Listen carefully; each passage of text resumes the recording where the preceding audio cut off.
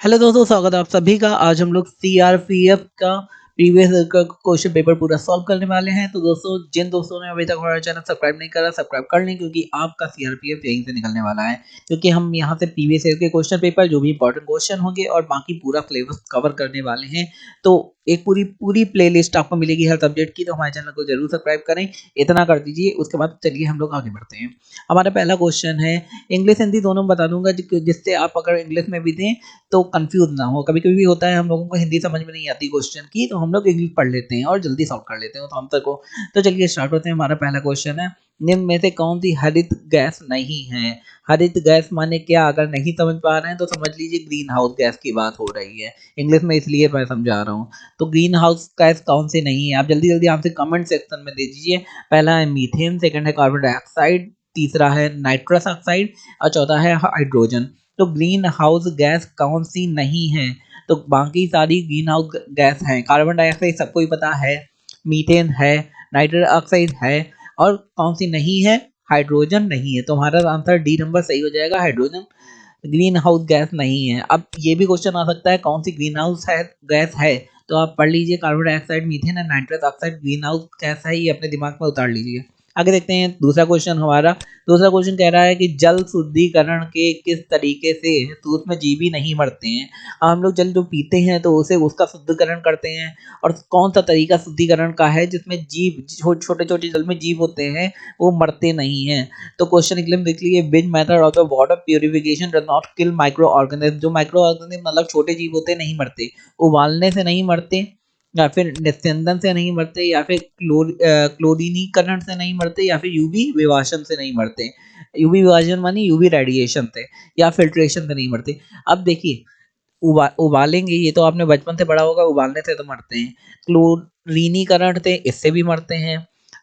इसके बाद क्या है, यूवी रेडिएशन से इससे भी मर जाते हैं, लेकिन निस्यंदन से मरते नहीं है। निस्यंदन से क्या होता है, आप खाली फिल्टर कर सकते हैं। जब हम लोग में पानी आता है, गंदा आता है, तो हम लोग क्या करते हैं, एक फिल्टर लगा देते हैं, या फिर एक कपड़ा जालीदार लगा देते हैं जिससे साफ पानी आ जाए।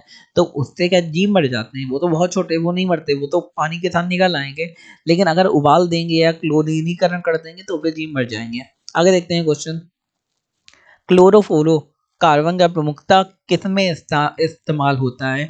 तो क्लोरोफ्लोरो कार्बन का मोस्ट ऑफ द इस्तेमाल रेफ्रिजरेटर में होता है, मतलब फ्रिज में होता है। डायरेक्ट इस्तेमाल नहीं होता है, इसे कन्वर्ट करके इस्तेमाल होता है। तो ये बिल्कुल ध्यान रखिए कि क्लोरोफ्लोरो कार्बन का इस्तेमाल रेफ्रिजरेटर में होता है, फ्रिज में होता है आपकी भी। आगे देखते हैं, प्रकाश वर्ष किसकी इकाई है? तो प्रकाश वर्ष किसकी इकाई है बताइए? दूरी की इकाई है, या फिर प्रकाश की गति की इकाई है, या समय की इकाई है, या फिर गति की इकाई है? तो किसकी इकाई है? देखो, प्रकाश वर्ष आपने पढ़ा होगा, एक प्रकाश वर्ष, दो प्रकाश वर्ष, तीन प्रकाश वर्ष। प्रकाश वर्ष होता है कि एक साल में लाइट की स्पीड कितनी तेज चल सकती है, वो उसे प्रकाश वर्ष कहते हैं। तो एक साल में लाइट की स्पीड कितनी होती है? 3 लाख किलोमीटर पर सेकंड होती है। तो एक साल में लगातार 3 लाख किलोमीटर पर सेकंड में चल रही है, ये भी काफी इंपॉर्टेंट क्वेश्चन है। लाइट की स्पीड कितनी होती है पूछा जाता है। तो अगर कंटिन्यू चल रही है इसी स्पीड में, तो वो कितनी दूरी तय कर लेगी, एक साल में कितनी दूरी तय कर लेगी, तो उसे दूरी की बात करेंगे। यहाँ पे काफी अच्छे कंफ्यूजन की प्रकाश की गति की है, प्रकाश की गति की बात नहीं। अगर प्रकाश की गति की बात आएगी तो वो कितने किलोमीटर पर सेकंड होती है? एक सेकंड में 3 लाख किलोमीटर चलती है प्रकाश की गति। आगे देखते हैं, क्यूरी किसकी इकाई है? ये तो आपने बचपन में भी पढ़ा होगा, बार बार आता है क्वेश्चन, क्यूरी किसकी इकाई है? क्यूरी इकाई है, आप जल्दी से बताइए, कमेंट में बताइए सारे आंसर। वो इकाई है रेडियो एक्टिविटी की। ये तो आपने पढ़ा भी होगा बच्चे, मैडम क्यूरी के बारे में काफी बार पढ़ते हैं हम लोग।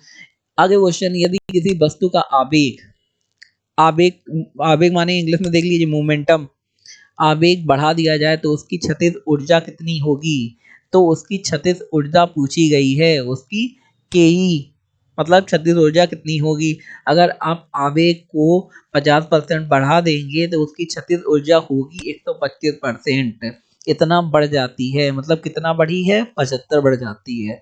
अगर कुछ भी आए तो उनमें आप कैलकुलेशन करके निकाल देंगे कितनी होगी, इसका 125% अंदर आ जाएगा। आगे देखते हैं, कहाँ खाना बनाने में सबसे ज़्यादा समय लगता है? अच्छा, अलग अलग जगह होती है, वहाँ पे खाना बनाने में अलग अलग टाइम लगता है। अब खाना बनाने में सबसे ज़्यादा समय कहाँ लगेगा, ये बेसिक लॉजिक का क्वेश्चन है, और आपको थोड़ा दिमाग लगाना है। अगर आप मनाली दिल्ली में खाना बनाएंगे तो उतना ही टाइम लगेगा। क्योंकि खाना बनाना भाई टेम्परेचर का काम है। अगर टेम्परेचर ज़्यादा होगा, गैस के ऊपर रखते हैं, टेम्परेचर होता है, टेम्परेचर ज़्यादा होगा तो खाना जल्दी बन जाएगा। लेकिन मनाली दिल्ली का इससे कोई लेना देना नहीं, इसलिए इन दोनों को हटा देंगे। बचा 50-50 लाइफ लाइन। तो अब बताइए, समुद्र तल पर या फिर माउंट एवरेस्ट पर? तो खाना जो है वो समुद्र तल पर जल्दी बनेगा, आर्द्रता होती है वहां पे। और माउंट एवरेस्ट क्या होता है? माउंट एवरेस्ट बहुत ठंडा होता है, जितना ठंडी जगह होगी वहां पे उतना ही टाइम लगेगा खाने बनने में। तो इसका आंसर क्या होगा? जल्दी बताइए, जल्दी कमेंट में। इसका सही आंसर होगा माउंट एवरेस्ट में।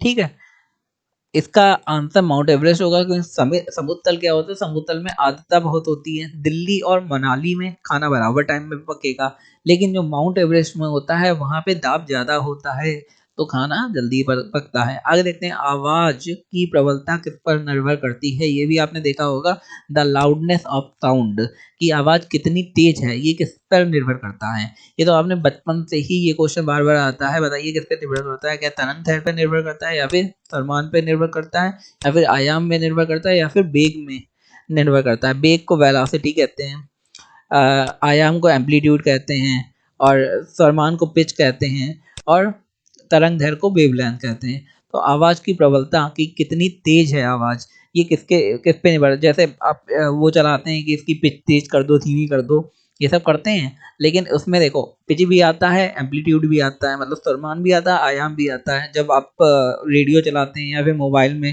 सेटिंग में जाते हैं।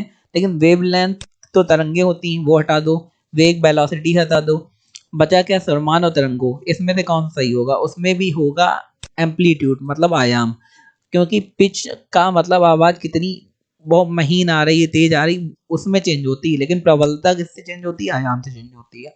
आगे देखते हैं अपना क्वेश्चन, अतिचालक। अतिचालक माने कंडक्टर का भी बाप, सुपर कंडक्टर। अतिचालक की चालकता कितनी होती है? अतिचालक की चालकता कितनी होती है, मतलब कंडक्टर क्या होता है? कंडक्टर सपोज करो लोहा है, लोहा कंडक्टर है किस चीज का? इलेक्ट्रिसिटी का।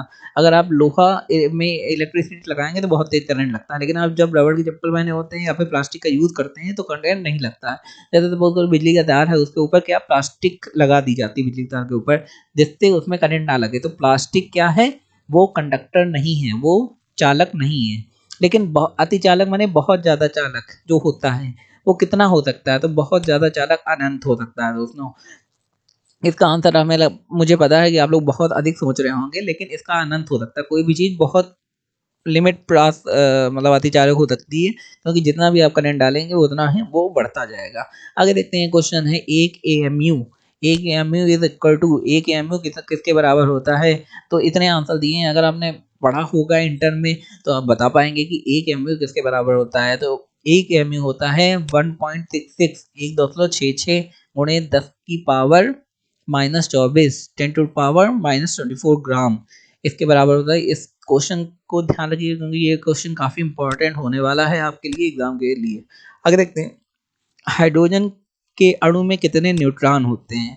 और हाइड्रोजन का अणु इतना छोटा होता है, आपको लगता है कि मुश्किल से हम लोगों को प्रोटॉन मिल पाते हैं किसी में, तो न्यूट्रॉन कहाँ से मिलेंगे? इलेक्ट्रॉन ही मिलना बड़ा मुश्किल होता है। तो इसमें न्यूट्रॉन क्या होते हैं? शून्य होते हैं हाइड्रोजन में, ये बड़ा ध्यान रखिए।